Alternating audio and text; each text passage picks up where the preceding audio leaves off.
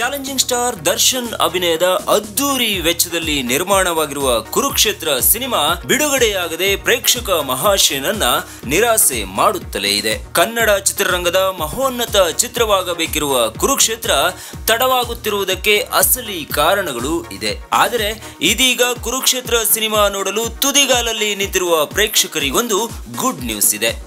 ಚಿತ್ರ ಯಾವಾಗ ಬಿಡುಗಡೆಯಾಗುತ್ತೆ ಎನ್ನುವ ಎಕ್ಸ್ಕ್ಲೂಸಿವ್ ಮಾಹಿತಿ ನಮ್ಮಲ್ಲಿದೆ, ತೋರಿಸ್ತೀವಿ ನೋಡಿ.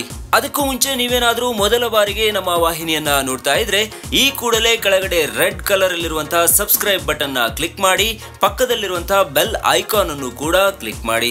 ಇದರಿಂದ ನಾವು ಮಾಡುವಂತಹ ಎಲ್ಲ ಹೊಸ ವಿಡಿಯೋಗಳ ಅಪ್ಡೇಟ್ ನಿಮ್ಮ ಮೊಬೈಲ್ಗೆ ಬರುತ್ತದೆ. ಏಪ್ರಿಲ್ 5ರಂದು ಕುರುಕ್ಷೇತ್ರ ರಿಲೀಸ್.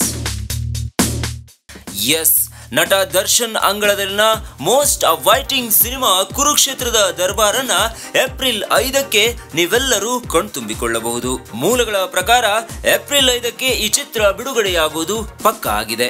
ಈಗಾಗಲೇ ಅದಕ್ಕಾಗಿ ಚಿತ್ರತಂಡ ಭರ್ಜರಿ ತಯಾರಿಗಳನ್ನ ನಡೆಸುತ್ತಿದೆ. 3D ಗ್ರಾಫಿಕ್ಸ್ ಕೆಲಸಗಳಷ್ಟೇ ಬಾಕಿ. ಹೌದು, ನಾಗಣ್ಣ ನಿರ್ದೇಶನದ ಬಹು ನಿರೀಕ್ಷೆಯ ಮುನಿರತ್ನ ಕುರುಕ್ಷೇತ್ರಕ್ಕೆ 3D ಹಾಗೂ ಗ್ರಾಫಿಕ್ಸ್ ಕೆಲಸಗಳು ಮಾತ್ರ ಬಾಕಿ ಉಳಿದಿವೆ ಎನ್ನುವ ಮಾಹಿತಿಯು ಹೊರಬಿದ್ದಿದೆ.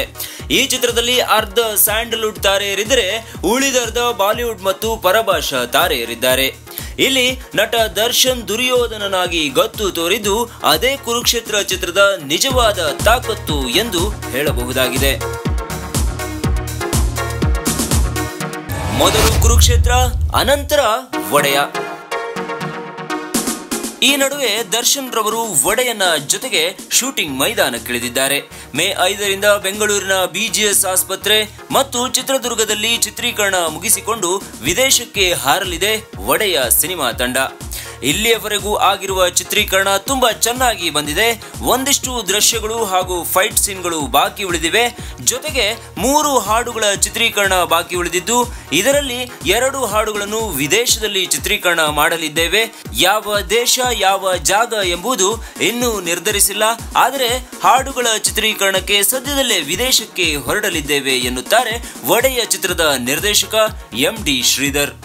ಸಂದೇಶ್ ನಾಗರಾಜ್ ನಿರ್ಮಾಣದ ಈ ಚಿತ್ರಕ್ಕೆ ಇನ್ನು 25ರಿಂದ 30 ದಿನಗಳ ಚಿತ್ರೀಕರಣ ಬಾಕಿ ಉಳಿದಿದ್ದು, ಎಲ್ಲವೂ ಅಂದುಕೊಂಡಂತೆ ಆದರೆ ಅಕ್ಟೋಬರ್ ತಿಂಗಳಿಗೆ ಸಿನಿಮಾ ತೆರೆಗೆ ತರುವ ಯೋಚನೆ ನಿರ್ಮಾಪಕರದ್ದು.